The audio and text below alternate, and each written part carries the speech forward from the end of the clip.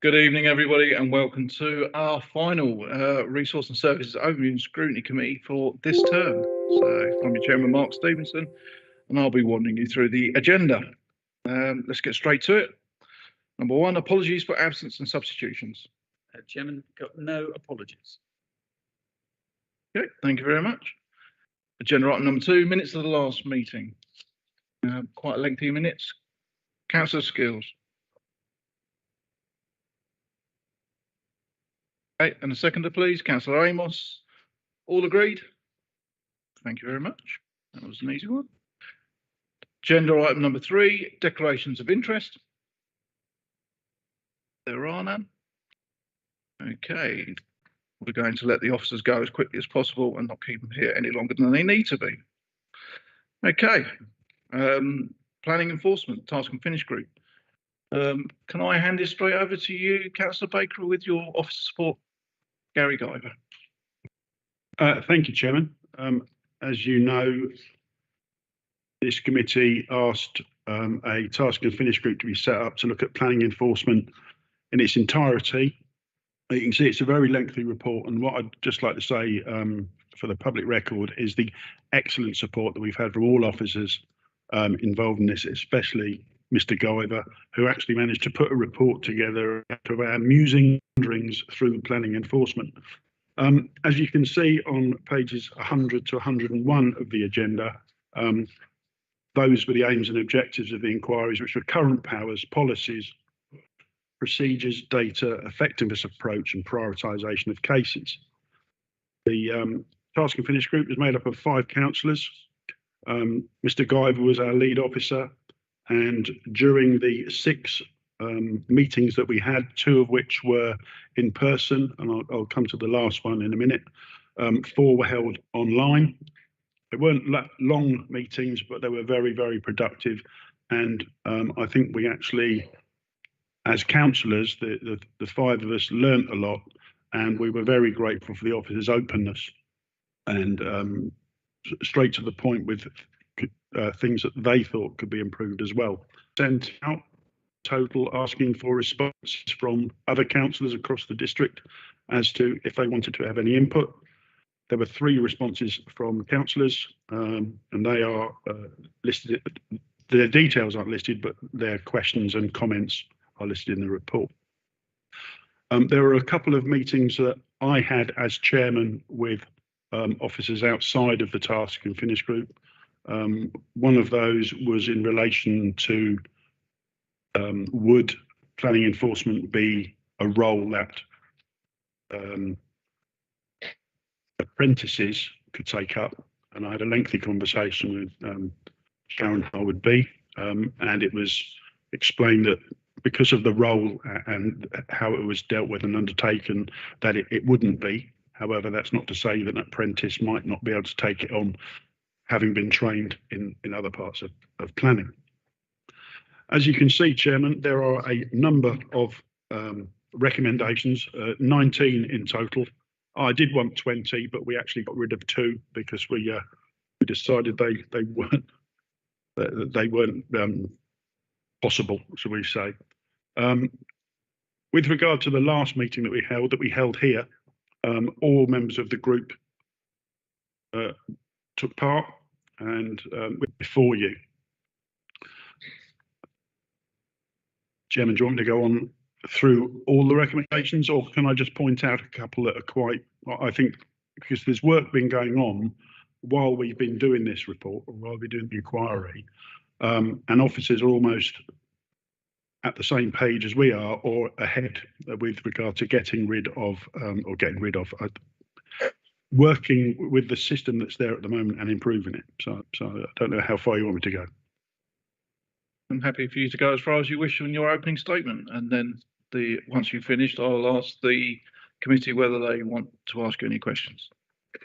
Thank you, Chairman. Then you've got the recommendations on pages 103, 104, 105 and 106. There are 19. If I could just bring your attention to recommendation 2, which is regarding the planning enforcement function in-house. That was a discussion that we had about outsourcing enforcement. and we came to unanimous agreement that was not suitable. And to support the continued efforts to reduce the reliance on temporary staff, I'm pleased to say that Mr. Guyver informed me on Friday that we have 3 new members of staff will be starting in the next 3 weeks. And so that's virtually a full team. With regard to recommendation 3, that's an update to the planning enforcement policy and the associated harm risk assessment form. As planning enforcement comes under the remit of the planning committee, should you agree that that recommendation goes forward, it will go to cabinet, who will then hopefully, whoever is in the next cabinet will not be until June, so after the upcoming elections. So whoever the cabinet member then has responsibility for planning would hopefully put that recommendation forward to the planning committee, which I think would be the July meeting, and then that would be in. Just jumping to recommendation 6, quarterly reports. That has already been started. At the last planning meeting in, where are we now? In February, we had a report and it was very comprehensive for noting. That's obviously public. There's a lot of information in there, which I think it would benefit everybody to read. So that's already in place. Recommendation 9 and 10, which relate to training. There has not been, obviously I was only elected in 2021. We have not had any training on enforcement since I was elected. And I think it's something, and it was what the group thought. And Mr. Guyver agreed that we need to make sure that everybody can avail themselves of training. And as you can see, the last 2 lines, held within 2 months of the election in May. And that recommendation 10 is that any councillor who's a member of the planning committee, it's a mandatory requirement for them to attend enforcement training. As those of you that sit on planning or have sat on planning, you're aware that you must be trained to sit on planning at least once a year, and enforcement, I think, is going to become, as now we're getting the reports, it was felt that it should be mandatory for all members. That doesn't mean to say that any other members can't take part in that. It might open everybody's eyes to it. Also, recommendation 11, we discussed this at length, offering the same training around planning enforcement to the parish and town councils where those areas of have parishes and towns, because they all have a responsibility to respond to planning applications. And also it was suggested that parish and town councils are potentially the eyes and ears. We can't be everywhere as district councillors, so they're the eyes and ears and people on the ground and I've spoken to. So to offer that and see what the uptake is. You'll note that recommendation 14 is about the large amount of enforcement cases in the district that relate to caravan and holiday parks. So there was a suggestion there or a recommendation there that the planning policy and local planning committee is asked to consider developing a strategy or policy to guide coordinated and long-term approach. And obviously that would have to be put forward by cabinet. And I think the rest of it, Chairman, is quite self-explanatory. I don't intend to go through the full report because we'll be here till tomorrow. What I can just say is that on page 124, you'll notice that there was a sort of a snapshot of 17th of January 2023 of how many cases there were on that date and what they were. Mr. Guyver and Mr. John Pateman G have kindly supplied an updated one for me. And I won't say unfortunately, but it's slightly higher. It's at 269 live cases as of the 8th of March. Some of those are quite historic. I mean, there's one that's 13 years old. and those are being dealt with as a matter of urgency. And very, very similar a breakdown as you have in your report, as in the update. Chairman, I would ask that you recommend to Cabinet, and unless you want to add anything or take anything out, I'd hope you don't, that the recommendations are there and that you adopt them and put them forward. Thank you. Thank you, Councillor Baker, for your opening comments. So I'm going to do this slightly different to how we've done the other task and finishes. Reason being, pages 106 to 124 sort of detail how the recommendations came about, and then pages 130 to 134 I've looked at the implications of those recommendations. So I think I'm just going to let it be a free for all, and I will go with hands up. So Councillor Griffiths, I believe you were first. In regard to recommendation 15, which is the use of council equipment for site inspections and provision of high visibility clothing, would it not be better to split the two up? Because I think one of the things that is quite important is if you do go on a site inspection that you are wearing the proper high vis, because one, it allows you to be seen and it allows everyone to see you, especially if you're somewhere where there is site work or contractual work or vehicles that might be in the vicinity. So whilst when you look at that, I think they're two separate things. And I do think that if you're looking to go on a building site, in a lot of areas, it's actually mandatory that high visibility sort of gear and protective clothing is worn. After all, if you're all in black and it's a dark day, it might not have a happy ending. Councillor Baker. Thank you, Chairman. I'm not sure how well it would work being split into two, but that's a decision for this committee. The recommendation with regard to officers must always use council equipment for capturing photographs and other data. It was brought to our attention at one of the presentations that there was a possibility that personal devices were being used, and all the it just doesn't, it's not right. You can't do it. It's got to be a council bit of equipment. So we thought that would just reinforce the fact that it's in the risk assessment that all planning officers and planning enforcement officers, it's on there that they must only use council equipment, but we felt we needed to highlight that. With the high vis clothing, they already have something like that. However, not every single planning enforcement visit needs to be high visibility. If it's a large building site, and you're right, there are obviously rules and regulations. You probably have to wear a hard hat. That's all supplied. Or if not, the developer will supply it before you let them on site. But if you're going around to somebody who's got a 6'3" fence, you know, and it's a minor breach, as I would call that, do you really want to sort of be seen to be out there, and it maybe embarrass the person or whatever it could be? So each case should be dealt with on its own merits, and we felt that although it's in there, and there have been visits where officers have been seen within, you know, TDC enforcement or TDC on the back of their reflective jackets.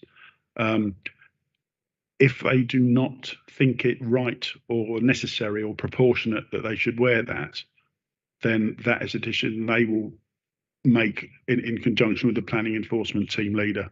And I forgot to say, Chairman, as well, that during the report sort of process from October, a planning enforcement team leader started as well. Came from another authority, and before I forget, they'd actually gone through something very, very similar to what we've done here. So his input was vital. Thank you, Chairman. My view is that the wearing of safety clothing and whether or not you're using your own personal camera are two totally different things, and the guidelines should be separate, because one of them is a health and safety issue and the other one is an operational issue. And I do think that having both sort of linked together, whether or not you or on which piece of equipment you take a camera is different from basic health and safety. And if you're looking at guidelines, that then allows you then to split those guidelines down in regard to safety on site, or if there's no site work taking place, when you're visiting somewhere after the work's been done, it's not necessary, then obviously you don't need to wear a high vis. But obviously it depends on where you're working and the situations. But I do think that there is a major difference between photographic equipment and PE or personal safety equipment. And in my view, that should be split with the relevant guidelines given on both, rather than both lumped together. Okay, and what does the rest of the committee think about that? Anybody got a view? Councillor Amos? Yeah, I agree with Councillor Baker. I think it should be, as and when, and on. It's common sense, really, isn't it? I mean, to be honest, you wouldn't turn up to someone's house and sit with a pencil, we hide this stuff on it. Make it look a bit stupid, wouldn't it? Really? I mean, yeah. So I think it's horse for courses, and I agree with Councillor Baker certainly. Councillor Griffiths has suggested that we split recommendation number 15 into two parts. One we're out surrounding the capturing of photography and using council-based equipment. The second part being about high visibility clothing. But does anybody agree with that, or do you want to leave it as it is? Can I have a Councillor Scott? Yeah, I agree with the comments that are made about the high vis. It should be to the officer's discretion if they want to do it. If they're going to a building site, yes. In terms of capturing photographs and for use for enforcement, if the council wants us councillors to have mobile phones and to separate from our phones and forwarding, then I think it'd be ideal to it'd be the same setup for officers in the same context as well. So I agree it should be split, but I think it should be the discretion of the officer really if they want to go to do enforcement. Check enforcement out. But on the photographs, I definitely think that it should be separate. Anybody else got any comments on that? Councillor Barry. Sorry, on that issue. So no, I've got some separate. Sorry, Councillor Barry. Okay, so the proposal is to split that recommendation into two. Has anybody got a problem with that, apart from Councillor Amos, who agrees with Councillor No? Okay, we'll do some wording around that, bring that back in at the end of the session. Okay, Councillor Allen, you were next. Yes, not a question, Chairman, just that I apologise for my missing the beginning of the meeting. If I'd been here under item 3, declarations of interest, I would have said that I'm a town and councillor as well as a district councillor, and that the item 11, especially under this one and others, I want to declare an interest that I am a town councillor. Thank you. Thank you very much. Just to avoid doubt. Duly noted. Councillor Barry. Thank you, Chair. And I suppose in line with Councillor Allen, I'm also a town councillor, so as and when necessary, I would declare an interest. But can I just firstly say what a very well written and comprehensive report this is, and it's really commendable that you have taken so much time and written something so comprehensive from the meetings that you had. And I'm sorry they didn't get more members replying, and I'll put my hands up to that. But if pressed, I would say that this is a very timely report, and that I have had problems about planning enforcement in the past, not getting a response. I welcome a lot of these recommendations in respect of the follow-up, the 21-day sort of regular updates. A couple of questions, if I may, on the annual training for town and parish councils, and I'm not sure that annual training is possibly required, but I welcome again the news that you've got nearly a full team of planning officers, if you've recruited 3 more. Is there any intent with that team to I won't say regionalised, but it's always there are lots of local issues related to planning, as you know, in particular areas. So, for instance, in Brightlingsea, we have a holiday village, we have an industrial estate, and we have a seafront where there are planning issues that come up quite regularly in some parts of the town. Would there be any potential for a planning officer to be allocated to a number of parishes, to work with those parishes, get to know the area, get to know the councillors, and be able to respond perhaps with more local knowledge? That would be one thing, because I have found it quite difficult to build any relationship with planning personnel, because they have changed quite often or become unavailable, so you can't follow up any inquiry. But I'd welcome your comments on that. And on recommendation 14 in particular, we've had a lot of contact with officers about issues on a holiday park in Brightlingsea, and I suppose one of the outcomes of that you've said, taking that forward about a policy for coordinated and long-term approach to caravan and holiday park occupancy conditions. I mean, I would have thought that given the amount of holiday parks and caravan parks that we've got in the area, we would have actually had a strategy and a policy, and that we have used those. And I'm a bit concerned that in the bullet point on legal, under that recommendation, it says a significant change in policy would likely need to be incorporated into a future review of the local plan.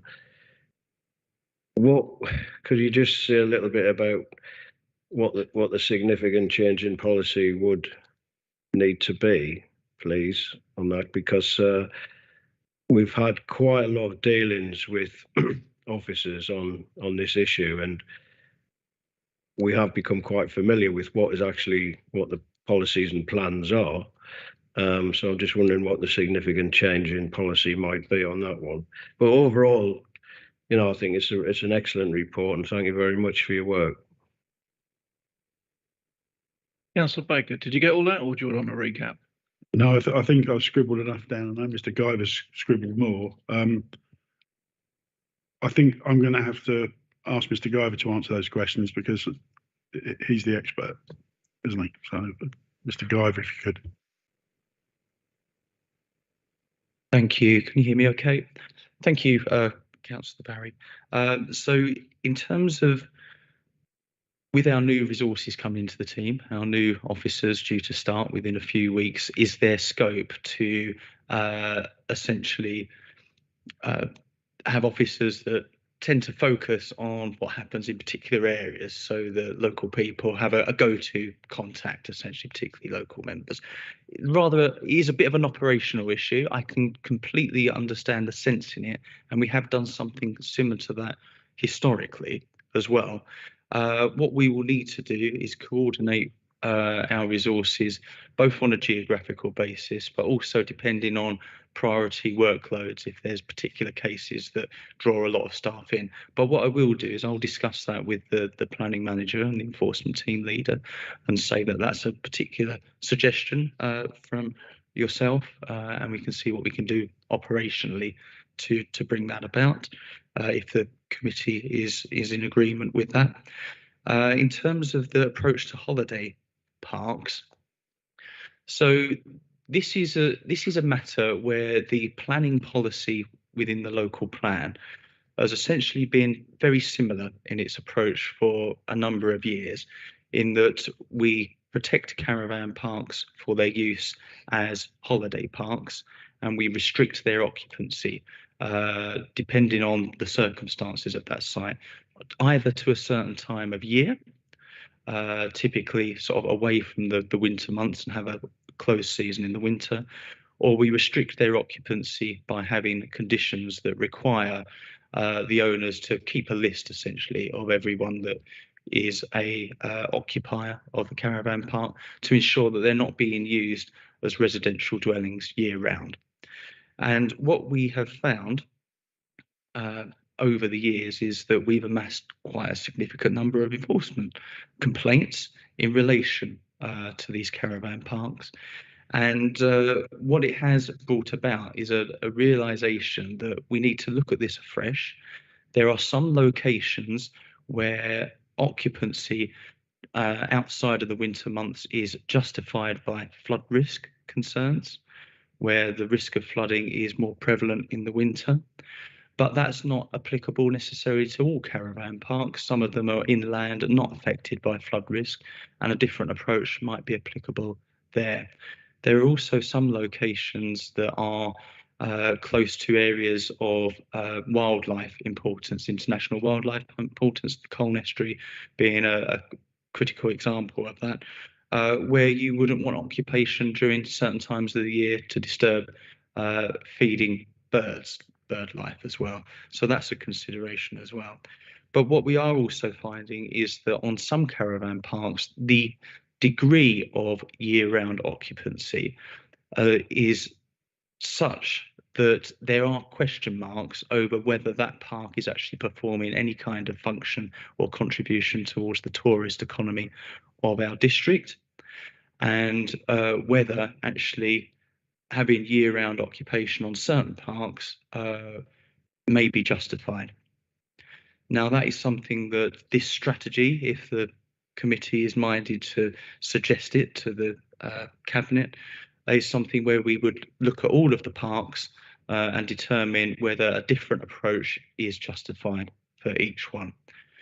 Now, if that review suggests that there are parks where there is actually no merit in continuing to protect them for tourism use only and continuing to impose occupancy conditions, now that may necessitate a look at the local plan policy, which is very much about restricting occupation.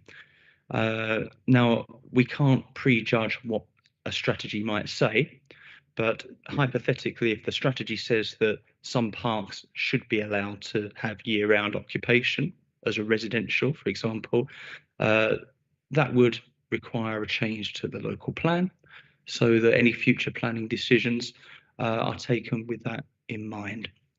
So without the strategy, it's difficult to say what the changes would be, but hypothetically, that's the kind of thing that we might be looking at. Does that answer your questions, Councillor Barry? Yes, thank you. That's really helpful, yeah. Councillor Allen? Thank you, Chairman. Yes, I would agree with Councillor Barry and the officer when he remembers when we had officers visit town and parish councils, and when they did, the meetings went very smoothly. You had comprehensive recommendations come forward because of those little idiosyncrasies that the officer comes out with and can make you aware of, that not all councillors, even reading the documents, can be. And I think it was fairer on the council, fairer on the residents especially, and the people putting in the applications. And all round it worked quite well. And I'm sure with the extra resources, something could be seen. And councils could sort of change their planning meetings to suit if there was some little reason why they couldn't come operationally. I'm thinking it would be a much better state of affairs for towns, because looking at most planning meetings on the say box or television or IT or YouTube, there's not that many people come, only on really contentious efforts. But at town and parish councils, they're always there because you're at the coalface of your local residents, and that's where they go for to voice their opinion. And it would be good if they had a professional there putting us right when we needed to be put right. Thank you.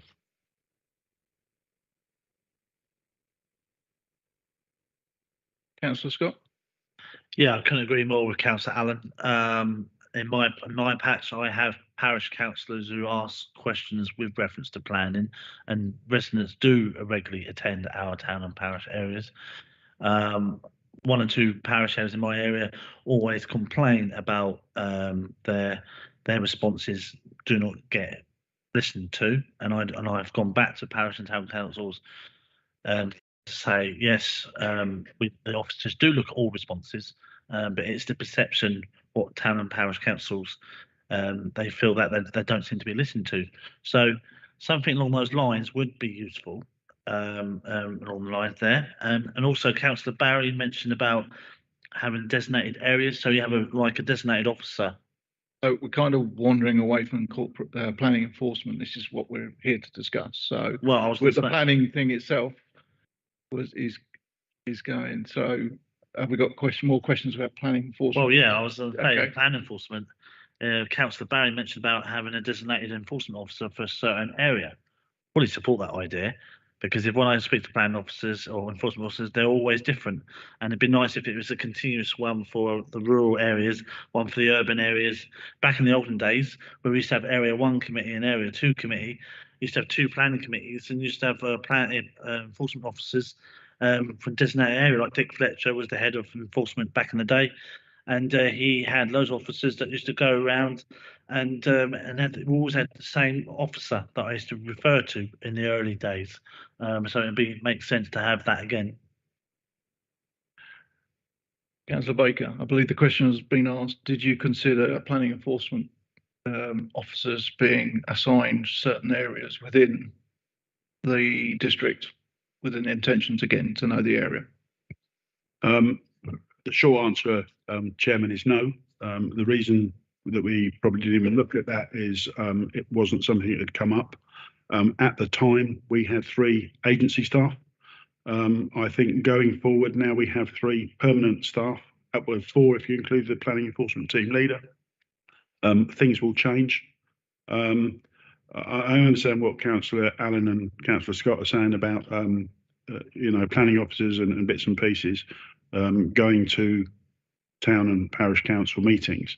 But the offer a facility of similar training sessions was around enforcement. And if I can just elaborate a little bit, Chairman, if you'll indulge me, what we found was that district councillors' expectations weren't necessarily in line with what our enforcement teams can actually do. So we expect a lot more of them, and when it doesn't sort of go as we would like, it's because it's a discretionary function. And also sometimes the result isn't necessarily what we or our residents would like, but that is the best result. And I'll try and give you an example. Would be where someone hasn't got planning permission for something, and I'll be very vague, but and it goes to enforcement, but if they'd have put a planning application in, it is more than likely that they would be granted planning permission. So they would then be invited to put forward a planning application, and everybody can then go through the system, object, call it in if it's a non-household application, and go through the whole process.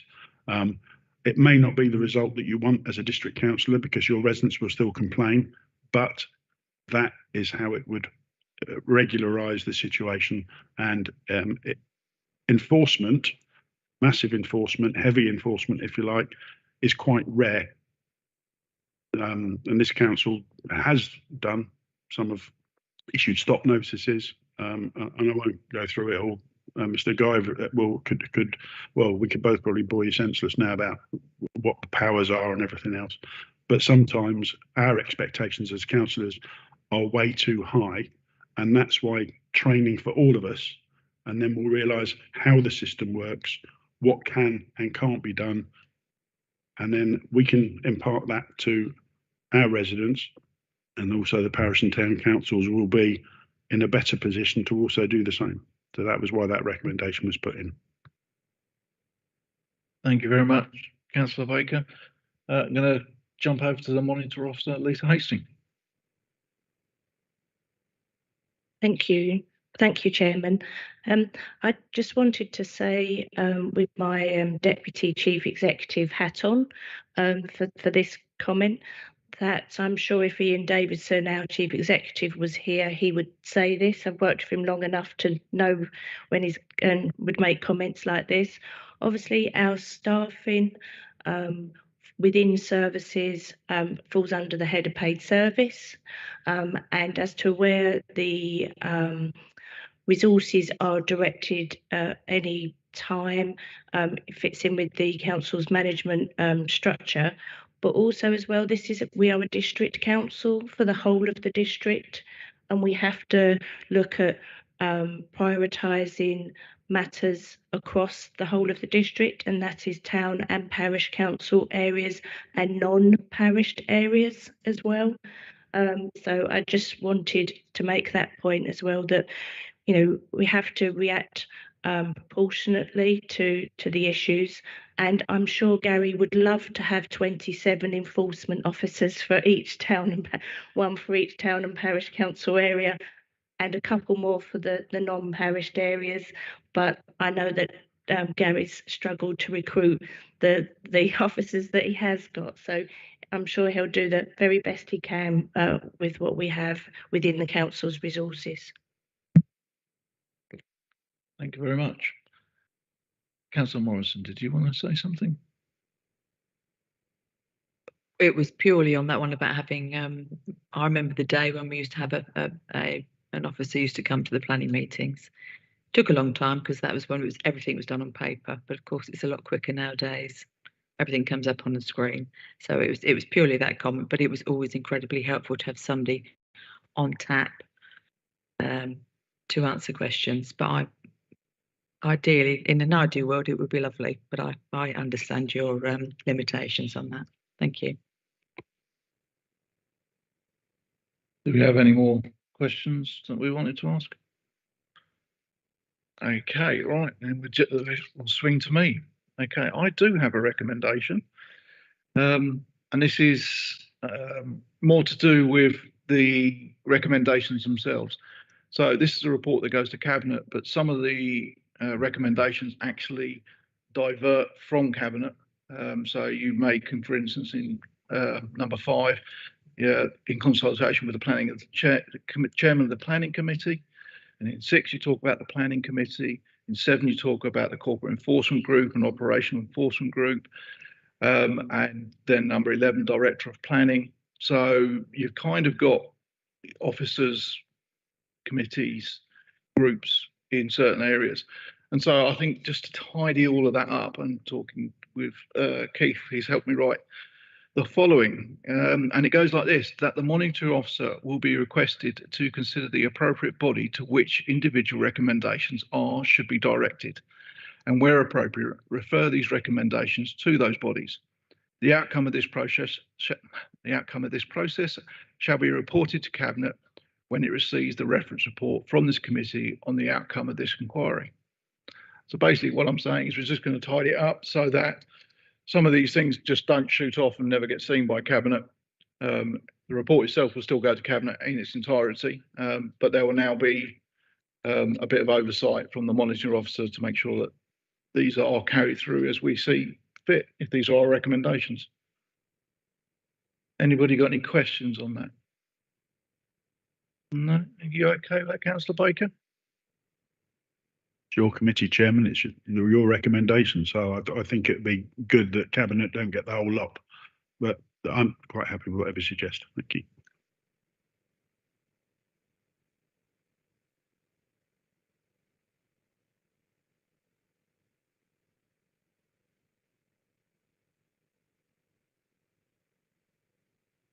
I think we said we were going to split number 15, didn't we? Not 15. 15, yeah. Oh, yeah. So it reads now that for site inspections, for site inspections, officers must always use council equipment for capturing photographs and other data, and I2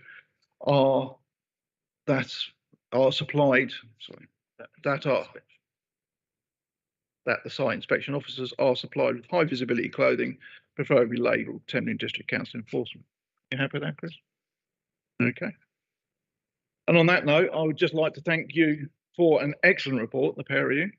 It's one of those reports that didn't require too much work on our end because you've done all the work for us. So we do like those kind of reports. Big thanks to you and your committee, Councillor Baker, for everything that was done, and also to you, Mr. Guyver, for an excellent report. which has become the norm for you. So it's hard to give you compliments when there's such quality reports. So thank you both, and we'll draw that item to a close, and you can shoot off if you wish.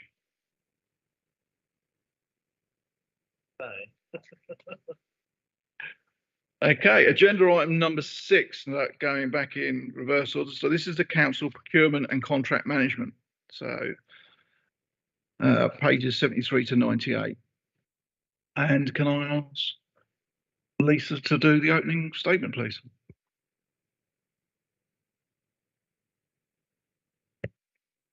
Thank you, Chairman and members of the committee. This is a subject, council procurement and contract management, that as a group of councillors you've looked at in 2 informal meetings, and the purpose of bringing this today was to bring it to the committee to get formal decisions on the recommendations that came forward.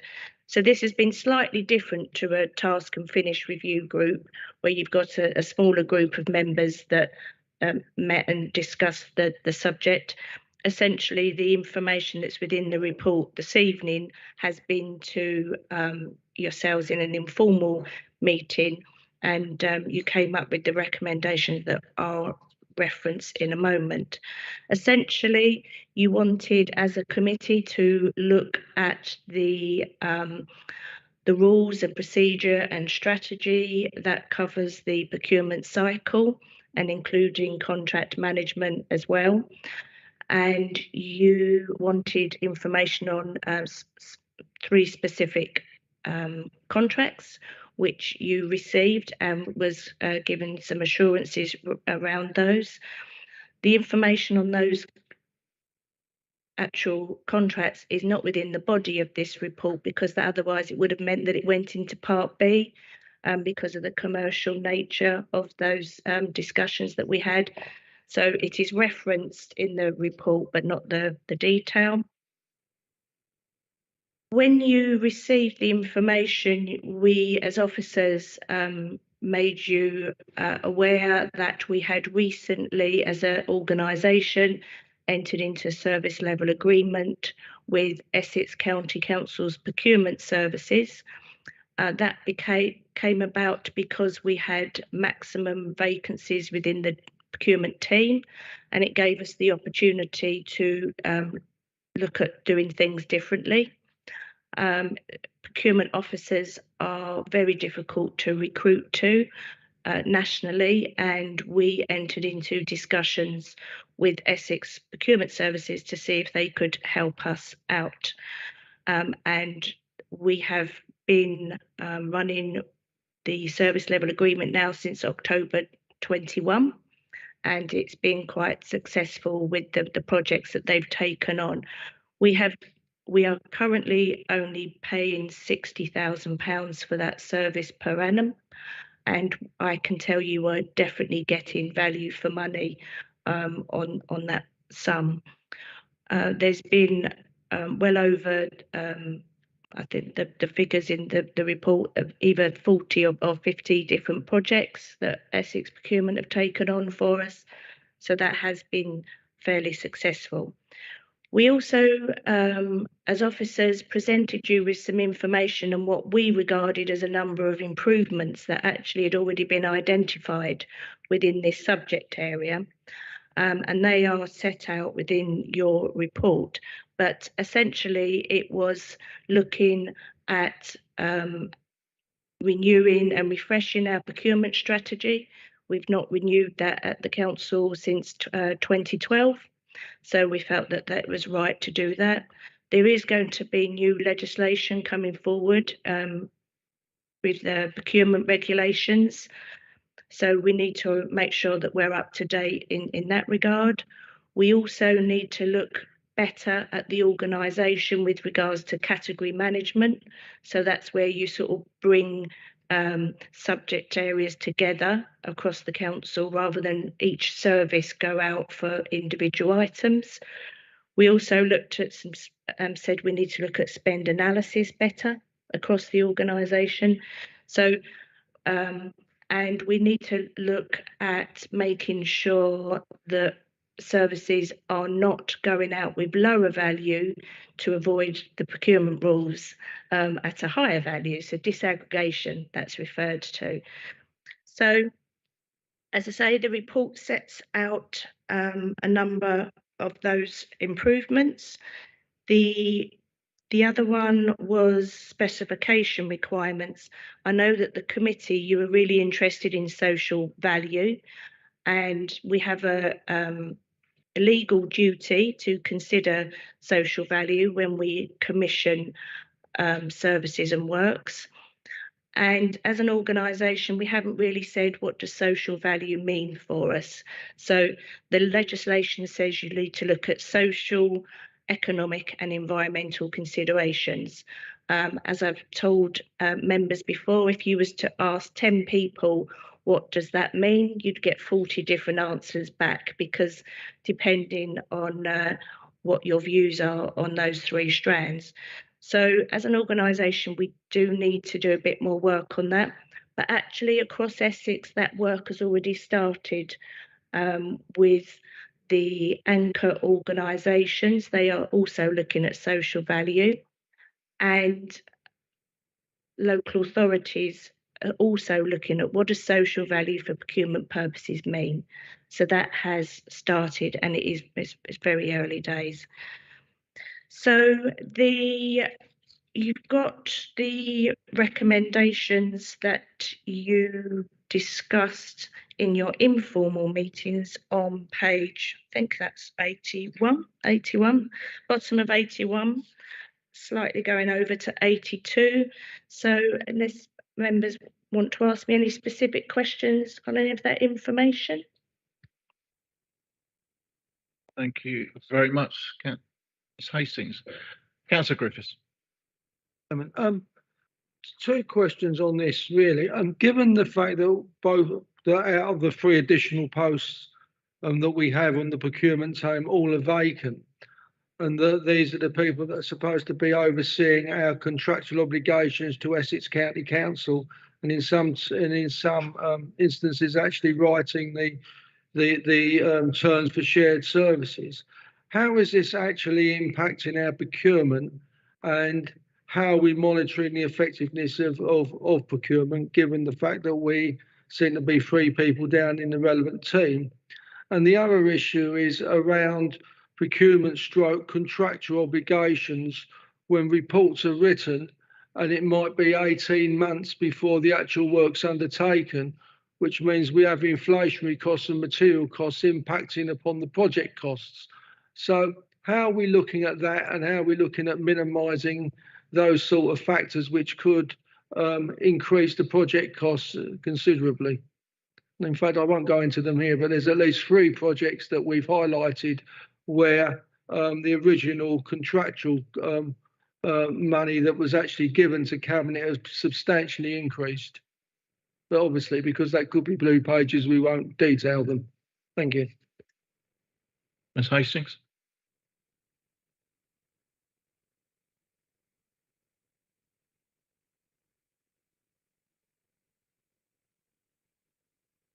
There we go. So I'll pick up the staffing point first, Councillor Griffiths. So the vacancies that were in the team that still exist, their functions were being picked up by the Essex Procurement Service.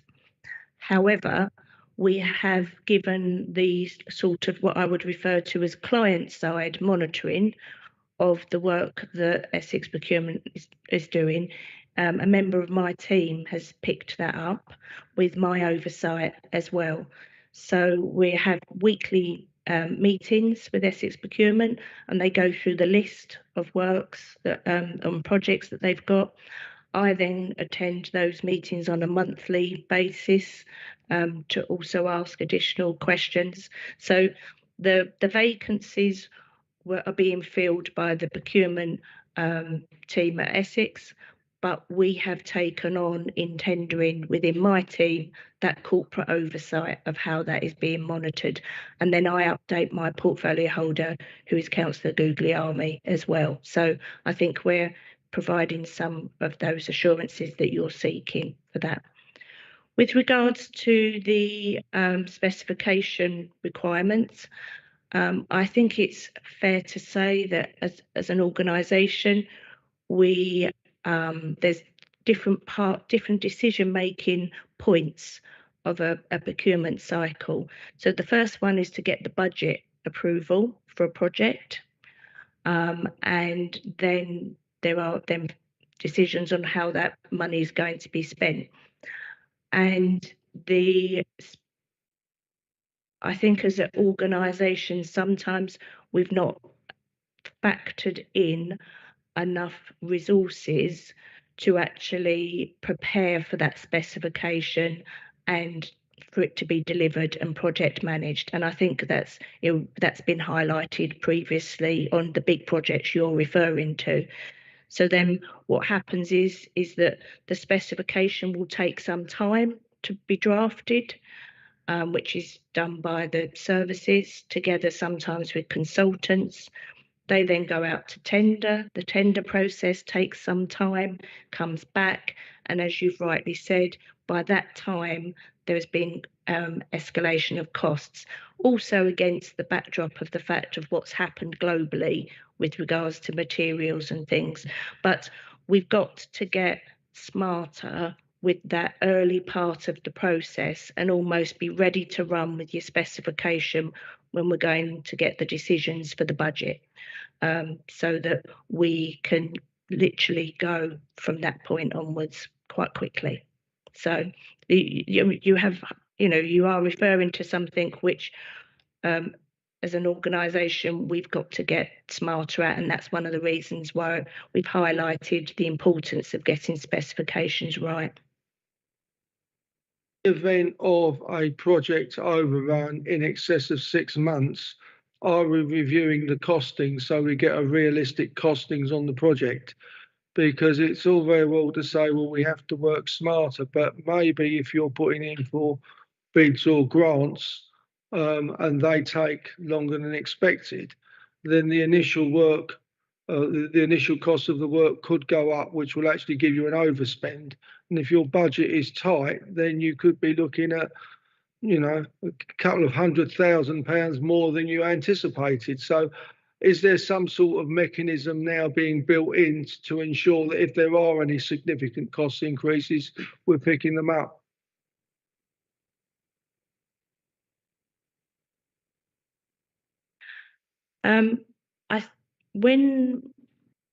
If a budget has not got sufficient allocation within it, when you get a tender back, then we have to go back to the decision-making body with regards to that budget.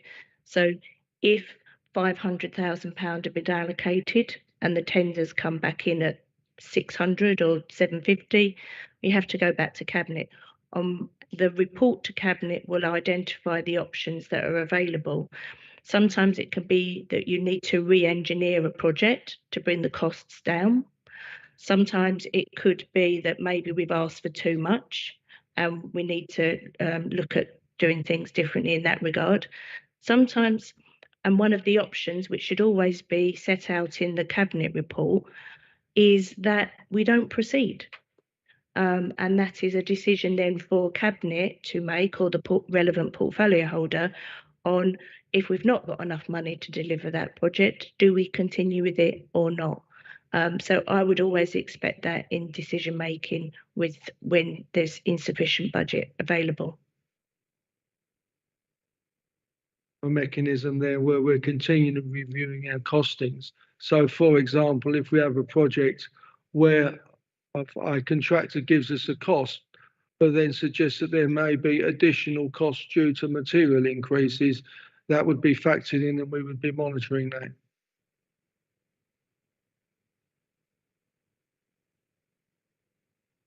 Yes, because whoever's been given the role of contract manager for the project will be expected to keep an eye on that side of it as well, even once the tender's been accepted, and escalation of costs. We haven't got an open-ended budget, and no officer or member can go outside of that money that's been allocated. We have gone back through the cabinet cycle many times this year to ask for additional money for projects that have gone overspent. And the reasons why they've gone overspent have been set out in the report. So there is a mechanism there, yes. Councillor Barry. Thank you. Thank you for your report. Again, very interesting read. Can I just pick up on a couple of points around the social value considerations, which, as you rightly point out, is important, I think, to this committee. And I'm just seeking some clarification, really, as to where we are actually at as a council, because at page 80 it says the council is required to give consideration to social value in its procurement cycle, or law it is, and then it mentions on page 81 that the Public Services Social Value Act 2012 is referred to within the body of the report. Further in that paragraph on page 80, it says that a draft social value approach for procurement purposes is being considered with partners and will contain very high level principles on which further engagement can take place. In the interim, TDC rely on its current procedure rules. And then one of the recommendations is that a social value policy for procurement purposes be produced for consultation with the Resources and Services Overview and Scrutiny Committee. Now, I'm just seeking really a timeline here as to where we are at, because if we are required to give consideration to social value in procurement, how have we been doing that? And what is the draft approach that's been considered with partners? And how is that going to inform the recommendation that we produce a policy? Because it seems that we're working with some sort of approach, as you point out, and there's a requirement for us to consider it. I'm just slightly confused and a little bit unclear as to how we're going to get a policy that hasn't already been used, and what time scale that policy is going to, what time scale you're going to produce that policy in. So a little bit of clarification, please. Thank you. Yep. So if I turn you to page 76 of the agenda, where the heading is Part 5, Constitution, Procurement Procedure Rules.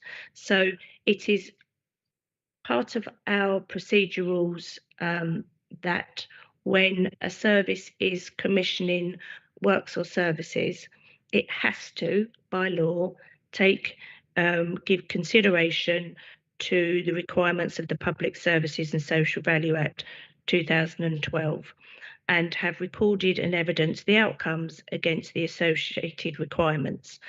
And the wording of the legislation is how what is proposed to be procured might improve the economic, social and environmental well-being of the relevant area, and how in conducting the process of procurement it might act with a view to securing that improvement. So that is what the legislation says. That is what is in our procedure rules, and that is what services are required to follow at every point they consider going out to tender. And there's a mixed response to that, if being honest.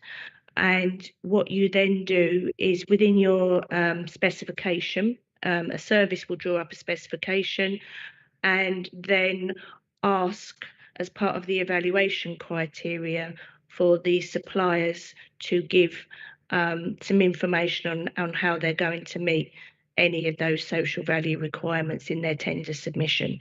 So we have a framework for all of that to be done now. What happens, and this, the reason why there's such a focus on it, I think, at the moment nationally, is that, as I said earlier, unless an organisation has said what does it mean by social, environmental, or economic, how can the supplier submit a tender against what we're asking for? Because we've got that missing piece of information. So what tends to happen is the suppliers will look to the council's corporate plan, because that's the framework that we work under as well. And how much of the corporate plan are you going to be asking a supplier to try and contribute to? And what other councils have started to do recently, Brentwood has produced a social value policy for procurement purposes, and it then highlights different areas that they would like suppliers to focus on. So whether it would be delivering apprenticeship schemes, whether it's buying locally, it's climate footprint, all those types. So it's being more specific about what we're asking for. As an organisation, we started to look at the Brentwood model. We also sort of produced a document which we could have used, and at the same time, the anchors organisations, where you've got a number of local authorities coming together with other partners as well, they also started to look at social value in Essex. And then the shared procurement service that we're in discussions with Essex and Braintree, Castle Point, they would like, for obvious reasons, for exactly the same reasons we're saying, they would like social value policies as well. So we have got a very rough draft based on the Brentwood model, but we need to have a few more discussions with partners over the coming months so that you've got something coming back to this committee. I would envisage, definitely by autumn, that you would have something this committee could to look at, because it is being worked on. And I've got a workshop next week in the calendar to talk with other organisations about social value. But what we need, though, and I feel quite passionate about this, Tendring District Council needs to decide what it wants through its social value principles. So that's why we could bring a raft of ideas forward, but it's what's going to be best for Tendring District. So that's where we're at. I hope that gives a bit more reassurance that we do comply with the legislation now, but I think we could do more to help our suppliers, our residents and us as an organisation, and be better at it.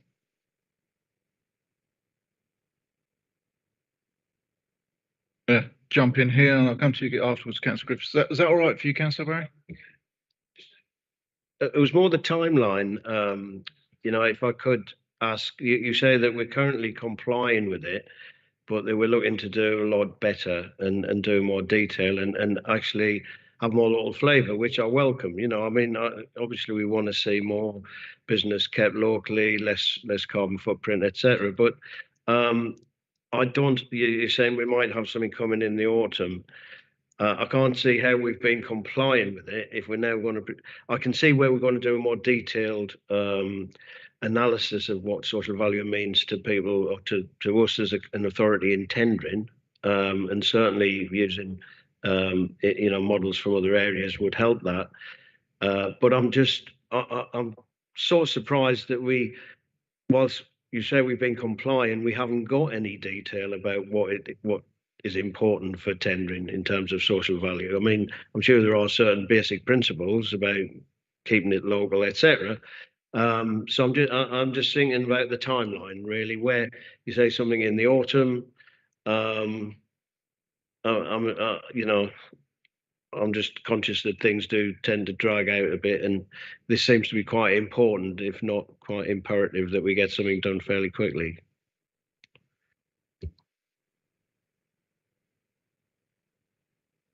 Yeah, okay. I think okay.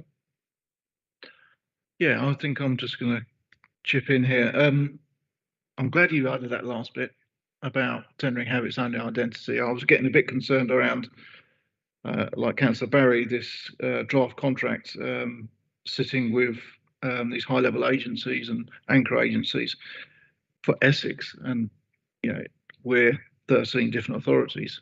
I think it's 13, and each one has its own footprint of different demands and everything else. And I was a bit concerned that these large anchor organisations might suddenly influence the way that our social value contract would be coming in. So we're basically using the Social Value Act 2012 as our current one, because that's what you're saying is. So that makes us legal, but we've done nothing with it. And now this is the work that we're doing. We've got a draft with the high-level organisations. That's my understanding. Is that draft ready for circulation in any way, shape, or form? Is that something that members could be seeing? Because you talk about consulting with members and everything else, and they were the first people on that list, and yet we're probably not going to be consulted until well after Scrutiny and Cabinet have had a look at it. So I was just curious, are you going to ask members about their thoughts on the social value before it goes to the Scrutiny, and before any further sort of high level decisions are made that you might just want to get, and not necessarily right now because we're running up to an election, but once the election's over, it might be worth speaking to members, especially the ones that have been here for a few years, and saying, what do you think should be in the social value contract? I was just curious if we're going to get that consultation fairly early on, or whether we're going to be told this is what it looks like after Cabinet have approved it. Thank you. I'll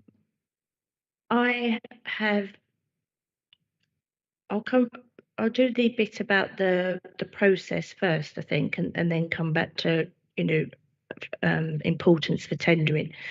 So I definitely 100% agree with that. A social value policy would involve engagement with district councillors, with suppliers, within the area, a number of stakeholders. And I would always envisage that, we could have a number of workshops to scope that. As I've said several times now, if you was to ask 10 people what social value means to them, you'll get lots of different answers. I am sort of responsible for the procurement function, but I am not going to come up with a policy that tells you what social value is. That's not the way I work in the organisation, and it's this is definitely something that the council needs to own.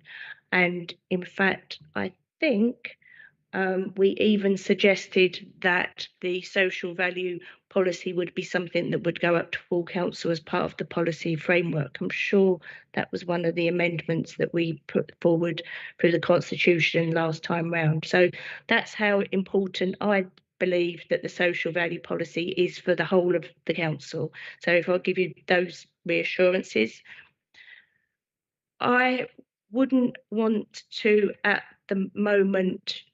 I could share with you the draft that I've been working on. However, I think to have those workshops, it would be better to do those first, and then I would reflect on the draft that had been looking at. Because if I present something to you and as councillors, it's not at all what you want, we've wasted time. The reason why there is so much going on with different organisations at the moment is they are all struggling with this. Government have relaunched its national procurement strategy, in 21, Local Government Association launched a toolkit for local government to be able to deal with the procurement strategy. And social value is at the heart of all of that. And this is not an overnight job. You need to get it right. So definitely workshops, definitely conversations to be had. And I suppose at the moment, if you was to ask what am I doing at the moment, is I'm collating as much information as I possibly can to be able to facilitate those workshops going forward. And we may even bring in, people from different organisations with different ideas, to make it really worthwhile. The council has adopted a net zero climate emergency by 2030. If we've adopted that as a council, then that should be at the heart of our procurement strategies when you're looking at the environment. But that's going to cost the council an extortionate amount of money every time we go out to tender. So if that's why looking at the social value strands, as an organisation, we need to work out, okay, so if we are going to focus on the climate emergency, what does that mean for other parts of the organisation? So it's not a quick fix. Going back to what are we doing now, though, we do require services to apply around 10% of weighting to the evaluation with regards to social value. So we do ask services to think about, and sometimes it's easy because it is, what are you already doing with apprenticeships? What are you already doing with your carbon footprint? And we get some really good responses back. But again, it's a bit inconsistent, I think is the right approach. So I hope members can take away that I feel quite passionately about this. I think it's the right thing to do, but we also need to make sure that we're not being too ambitious and we set ourselves up to fail, because if we set ourselves up to fail, then we've not really achieved anything either. The other thing that you can do is, as an organisation, rather than say we want suppliers to do X, Y, Z, and that becomes an added cost to the contract, we can actually already ask the suppliers, what are you doing for these areas? So you then are engaging what they call ethical suppliers. So they've already got these plans in place that they've embedded into their organisation, and you're testing against that rather than adding a cost on. So yeah, that's. Thank you, Mr. Hastings. I'm just as passionate. I believe I was the one that put it on the agenda. So about social value. Questions about social value before I change the subject. I've got Councillor Griffiths, then Councillor Allen. Thank you, Mr. Chairman. Just a point sort of understanding it, because I'm not too clear on this. If we say that value for money is defined as the best mix of quality and effectiveness for the least outlay over the period of use of goods or services bought, how does that then fit into the social value agenda? Because it would appear that your value for money agenda is looking for the lowest price, when the criteria for a social value consideration could be based on other things other than price.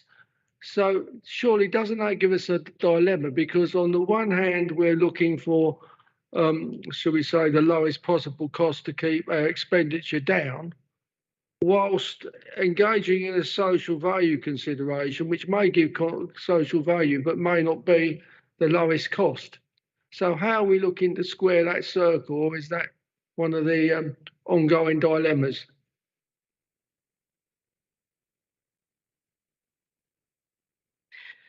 So value for money doesn't always have to be about being cheap.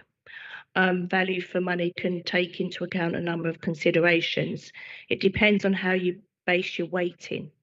So if you do 100% based on price, then you can always only ever accept the cheapest tender. If you do 80% on price and then 10% on quality and 10% on social value, then you can take more into account when you're looking at your value for money considerations. Your value for money considerations have to be set out at the beginning so that a supplier knows what they're being evaluated against. So value for money doesn't always mean the cheapest, but you've got to get your weighting and your criteria right at the beginning. Seeing our contractual obligations in that way when we're putting them out for tender. Some of them are 100% price, and some have been putting more social value in. Personally, I think we should be applying a bit more as well to quality, because cheap's not always good. So again, these are things that, and to be fair to Essex Procurement Services, they are providing some more guidance to our services in this regard. Thank you. Councillor Allen. Thank you, Chairman. Yes, I share your concerns with Deputy Chief's officer or Chief Executive Officer about our aim, which to get to 0 by 2030. It's ridiculous. I mean, that was all jumping up and down when everyone was jumping on the bandwagon them days. Before we were hit with this, what's happening in the last couple of years, especially the last year. It's when we got loads of residents really in dire straits, and we're still aiming to go for that to the council. And you're writing about it affecting other services. We're told it doesn't affect, or it does, but we look around as councillors, you can see where the effect is. It's where other things are being left purely because we've got to make up to keep to this goal of 0 by 2030. I have voiced my concerns before at the time it went and along, purely because I think it is impossible for the country to get to that by then. If you take electric motor vehicles and things like that, it's never going to happen that everyone's going to have a charger by that time, or there'd be enough for all the cars in the country. So I agree, and we should be looking at, you say, social value, best value. I mean, we're coming up with all these things as the years go on. So I don't know, I go along with this, but we should all still be thinking about the other thing, about the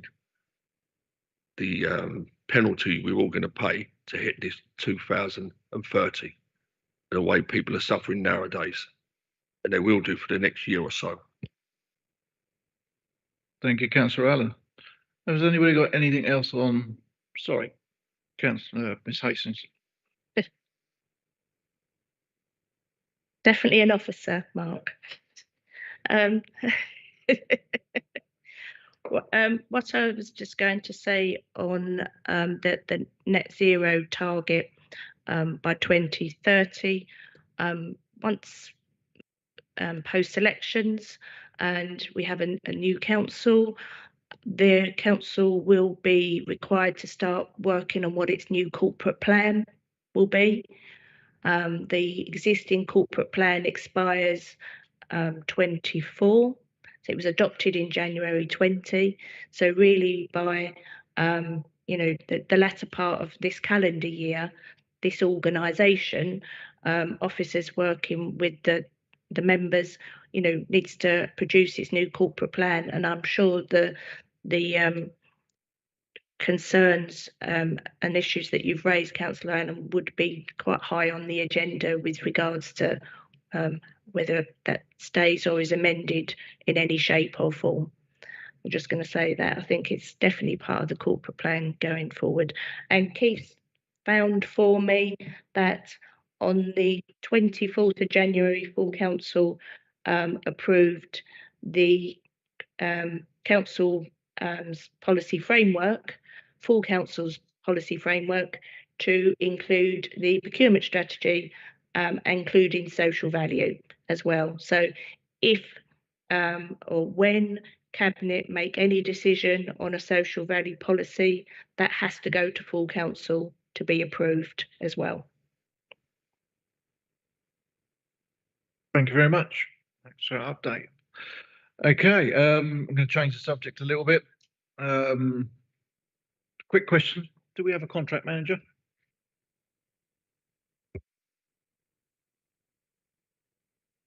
Contract management is undertaken across the council. So when we don't have a corporate contract manager, we still have devolved contract management. So the service, the commissioning buying service, they will produce the specification that goes out to tender. Then once the contract is awarded, then the management of that contract goes back to the service to do. Thank you very much. We talked about the long list of things that you'd like to see. And I think the thing that was identified in our informal meetings was just the resource to do it. I think that was one of the key things that we were looking at. It's quite an ambitious list. I was wondering if you had any time to work out in kind of what order you would like to get those done, and because some of these things could be a year, 2 years off, because there just is so much work there to be done with our limited resources.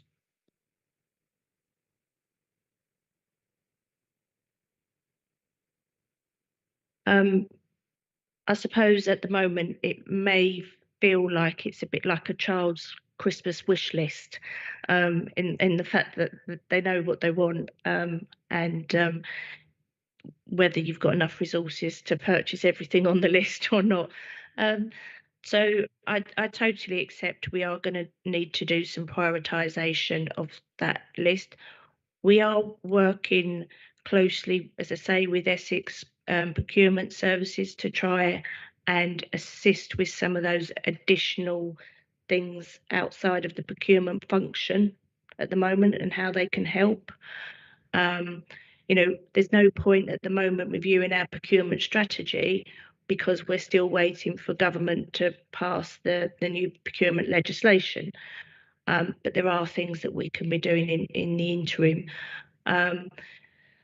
There is, I've alluded to the fact as well that there are discussions only just starting, and they are very, very early discussions with Braintree and Epping and Castle Point with regards to whether there is some scope for a shared procurement service, because we've all got tiny teams and limited resources, but we've all got to do the same thing with regards. A lot of this is process.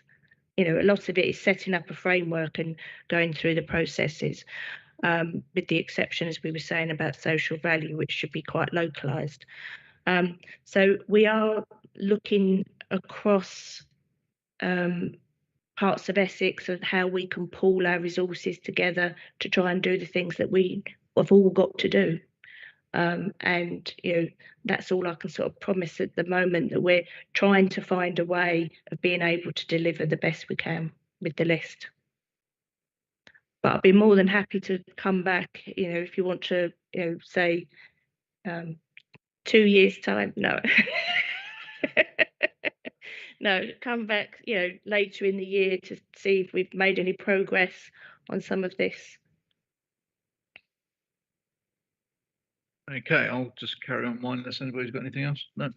Okay, I had a look at the contract. It talks about sourcing volumes and how much Essex expected us to do. Now, we've done very well with Essex, and you said above expectations. I'm assuming that's going to continue, but are we getting anywhere near those volumes, which then might encourage us to get extra costs added to procurement? But then currently we're sitting at 60,000, but if we had any extra volumes, then that might increase along with any other things that go with that. There is a recommendation in the published Cabinet report for Friday, which suggests that we do actually allocate more money to Essex Procurement Service to take on some of these additional pieces of work that we want done. It's not to focus on the volume of procurement activity, and that's a recent discussion we've had with Essex. So I would have expected that if they wanted us to increase the 60,000, that they would have told us that at this point. So they seem quite happy at the moment with that sum, but it is the SLA will be expiring in October 23. So we'll be reviewing that over the next 6 months in any event. I'm going to carry on with that contract. It talks about project pipeline. I think you kind of hinted at it, that you have these weekly discussions with your staff and then monthly ones review. Talks about 6 monthly reviews. I'm assuming that they're going fine because you haven't mentioned anything there. But is the project pipeline seems to be, we can't get anything around the Community Infrastructure Fund. We can't get any lists or anything else, but there's a project pipeline that's apparently well populated and you discuss on a regular basis. Pardon? I just say that the project pipeline is not well populated, and in fact, we can only really talk to Essex Procurement Services about the projects we're aware of. Now, I just need to make, although it's called a procurement project pipeline or something like that, these are not what we would regard as big projects. There might be, I don't know, replacement of, floors in an area or something.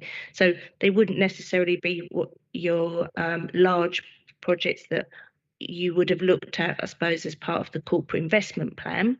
These could just be services who've got contracts that are going to be expiring within the next 6 months that need to be telling us that they are going to need resources to help them support. It's not very well populated. The council needs to do more, services need to do more to give us the data, and we also need to improve our contracts register as well. So if you've got a contracts register that says you've got 5 contracts that are going to expire within the 6 months, that will feed into your project procurement pipeline, and then you'll know what resources you need for the next 6 months. We've got to, as an organisation, fill in that data better.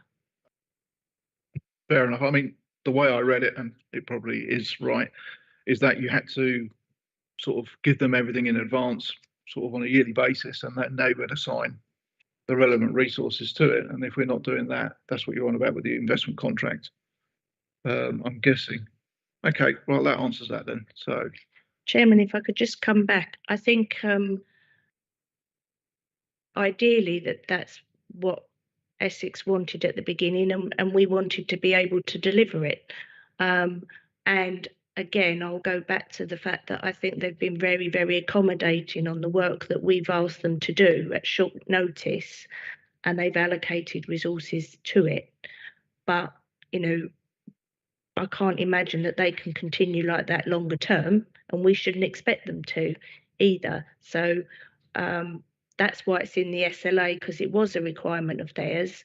But yeah, we've just got to provide a bit more detail. okay, fair enough.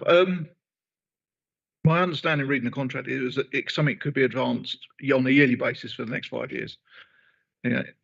But as you just said, there's a high-level conversation that's taken us away from Essex. Would that be all right in saying that? Yeah, you're starting to think that Essex isn't the solution, that we'd be better off working with other districts instead. Apologies, that's my error in the fact that when I gave you the list of councils, I didn't mention Essex. So it does involve Essex, but saying that we wouldn't. One of the discussions that we have had, and again, it is very, very early, is that we don't really, as a number of districts and boroughs, do not really want to go into a shared service so that it's sort of owned by any one particular council. Because then it becomes, well, you're doing it the Braintree way, or you're doing it the Essex way, or it's got to be that whatever comes out at the end is a shared service that helps everybody. Obviously, Essex have got more resource to put into it, but it's got to be owned by district and boroughs as well. So they're at the table with the discussions, but that's been the very clear steer at the moment. Excellent. Glad to know that they're in there. So has Brentwood's social value policy been finished? Is that something we can look up? And yeah, I can send you Brentwood's one. Yeah, that'd be great. We can see what social value policy looks like. And that ends all my questions. Anybody else got anything else? Okay, after all those questions, do we have any recommendations that we wanted to add to the one that's already here? If anybody needs to know where they are, page 81. No.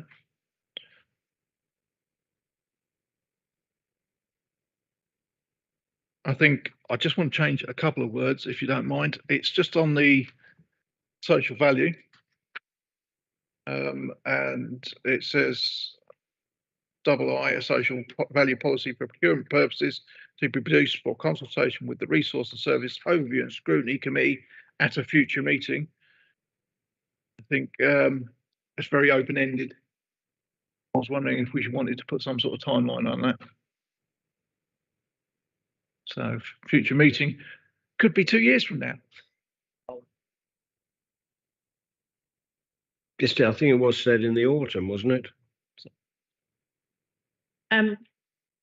Practically, obviously with the elections in May, you'll have leader appointed at the annual council meeting towards the end of May. Whoever that leader is will form their cabinet. So we're not going to have a cabinet until June, practically. You know, that's reality of it. So then cabinet will probably consider something first, and then it will go on to overview and scrutiny committee. So I can't see it getting to the first cabinet in June. You know, might be able to get to July for them to consider. But the other processes that we talked about was having engagement workshops, and we could do those first before anything goes through decision making anyway. So be generous and say by the end of 2023. Does that sound good to everybody? Yeah. Is that doable, Mr. Hastings? That was a very convincing yes. Well, okay, can I have a seconder for that alteration? That was Councillor Scott. Everybody happy with that? Okay, any more recommendations that anybody wanted to put on to? In that case, I will thank Ms. Hastings for an excellent presentation. Thank you very much for that. But do enjoy that one. So, and you can go if you want.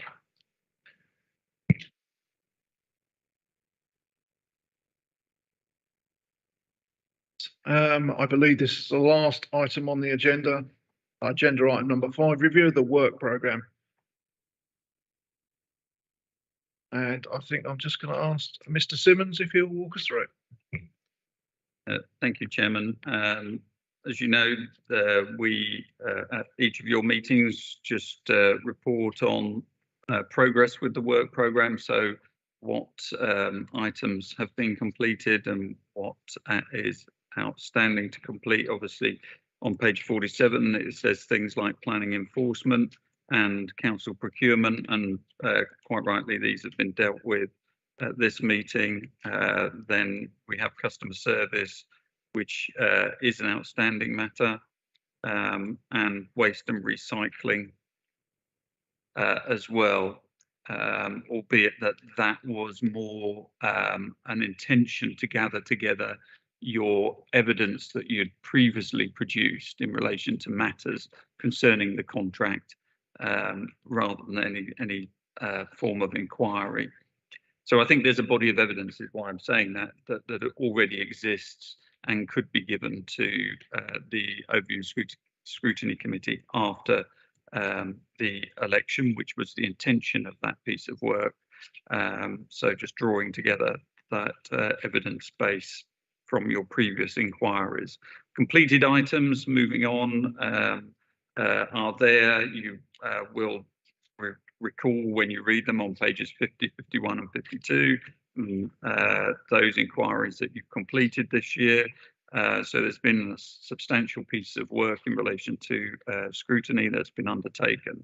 So I don't think there's a great deal there. Obviously, customer service and waste, if you're happy that you've got that evidence base around waste, then we can put that forward to the new committee after the elections. And no doubt the chairman of the customer service task and finish group may well want to say something on the work of that task and finish group once I've just run you through the rest of the agenda, rest of the items.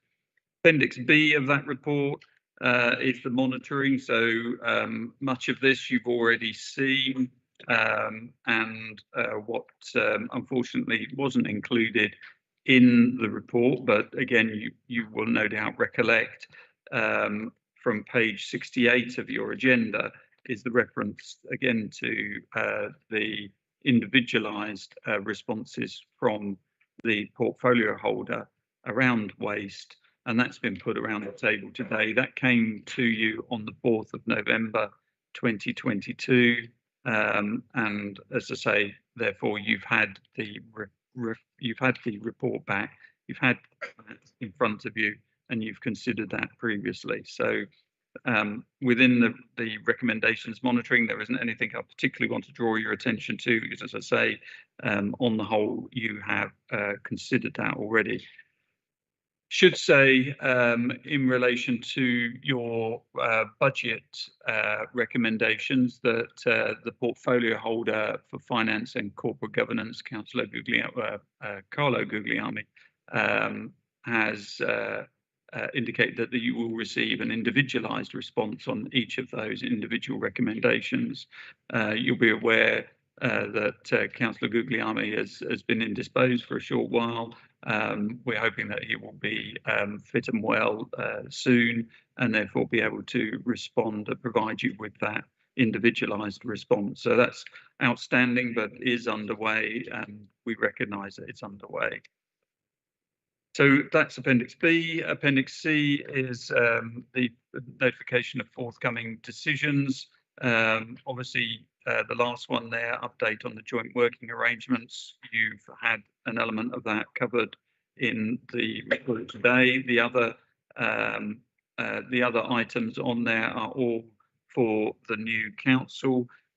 So I would suggest that they should be referenced to the new committee to consider in relation to its future work programme, which will go to the July meeting of council.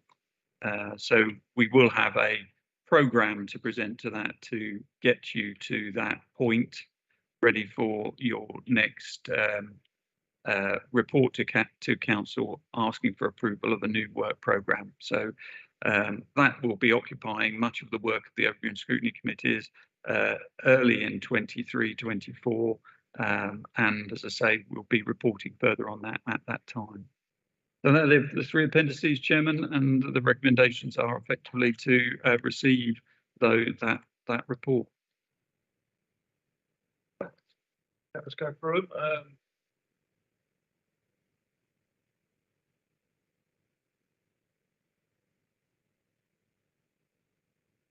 So let's try again. Let's go through Appendix A. So yeah, we've done all of that. So the only two things that are outstanding on there is the report chaired by me about the customer service. That has stalled, totally my fault. I have been given a report, and I need to sign off on it. There's a few things I'm not happy with, and that's why it hasn't come forward yet. I'm hoping to get that done before the end of this term. Obviously, we haven't got another meeting, so that will go to the next resource and overview and scrutiny committee with my recommendations, and they can be addressed by the scrutiny committee then. The other part was the evidence collection for the waste. We did discuss that we wanted to do this. If we still want to do that, that will require another meeting to be organised. And I'm not sure whether that's something we can even do in Perda. So just want to get a general feel for the group as whether we can do it or not. Wanted to do it. No, I don't get a feeling that we wanted to put that together. Okay. The residents' agenda, waste and rubbish and things like that, it's all you hear on the doors, and along with other inter alia, as they say. So perhaps if it is going on to the next one, it needs to be very quick. Well, I think it was an evidence gathering thing. We've got the evidence already. I think so. We can just send that on to the next resource scrutiny committee. I don't think there's any need to put together another meeting for that, unless anybody, especially wants to try and persuade the rest of us. No. Okay, so that's Appendix A then. Any questions on Appendix A before we move to B? I think B's been covered. Mr. Simmons has covered the two questions I had around the responses. So we've got a direct response. It does refer to Councillor Talbot giving us a detailed response. We did receive that. It's just unfortunately not in the papers, and so we've been provided that tonight just as a reassurance. Any questions on B? Well, it's sort of a question because this is talking about a part of this one is the beach huts. Beach huts, yeah. And I say I like to declare an interest I'm a mayor where we have beach huts for hire to residents only. But there's still a lot of, I'm getting sort of emails from people, quite, I won't say strong ones, and they're not clear on what they can and can't do. And one of them I need to talk to officers about because I'm not sure on, because I've never heard of it before. So hopefully when it does come out, all these things are going to be, and the beach hut licensee or leaseholders are going to be made aware of all the rules and regulations because they ain't got a clue of them yet. Thank you. Thank you, Councillor Allen. I think what I was trying to point out was that we've made our recommendations and CAVIT have provided their response, which is the only part that we're really concerned in that piece. But I take your points. Okay, Appendix C. As suggested by the officer, shall we just push them to the next resource and scrutiny committee and decide whether they want to look at them as part of their work programme? Okay. Yeah.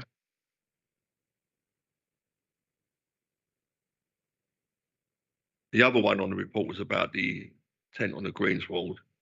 If it goes to the next council, I think it may be too late that this is, because that really needs to be brought out sooner than later. So what do we do about that? So we scrutinised that decision. It was all been done and dusted. The outcomes of that were put in this report and Cabinet's response to that. So, and this is all that document really reiterates. What were you looking for? Thank you. So just wanted, is that one of our recommendations to move Appendix C as possible work items for the next resource and overview and scrutiny committee? Yeah. Yeah. I suppose I need a seconder if I'm making a recommendation. Councillor Amos, everybody in agreement? Okay.